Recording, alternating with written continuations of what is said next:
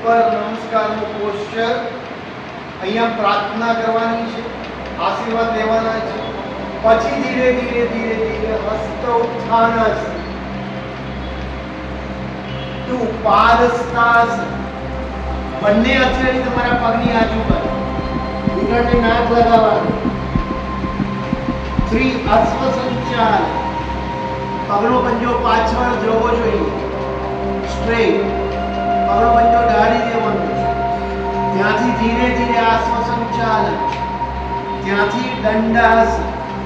આ દંડાસન બધા પર્વતાસન કરે છે, દંડાસનની જગ્યાએ આ દંડાસન. પગના પંજા જોઈ લો, મારા પગ ભેગા છે.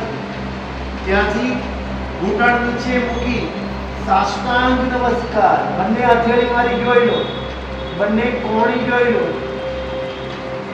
સીટ જોઈ લો, પગના પંજા જોઈ લો, દાઢી જોઈ લો. ત્યાંથી પગના પંજા ઢાળી દેવાના છે. શ્વાસ ભરતા ભરતા ભુજંગાસન, તમારું નાભી ચક્ર સુધીનું શરીર ઊંચું કરવાનું. ત્યાંથી ધીરે ધીરે સર્પાસન, કમર નીચે દબાવી ઉપર જોવાનું. ત્યાંથી પર્વતાસન, પગના પંજા અંદર લાવી ધીમે ધીમે ધીમે એડી નીચે ટચ કરી અને માથું નીચે ટચ કરવાનો ટ્રાય કરવાનો છે. પાછા આવવાનું છે. જમણો પગ, જે પગ આગળ લઈ ગયા હતા પાછળ, એ જ પગ પાછો લાવીશ. ફરીથી ઘૂંટણ નીચે દબાવી સામે જોઈશું, પગનો પંજો ઢાળી દઈશું. ફરીથી પાછા આવીશું. પાદસ્થા અશ્વ સંચાલનમાંથી પાદસ્થાસન, બંને હાથની ફિંગર્સ નીચે લઈ જવાની છે.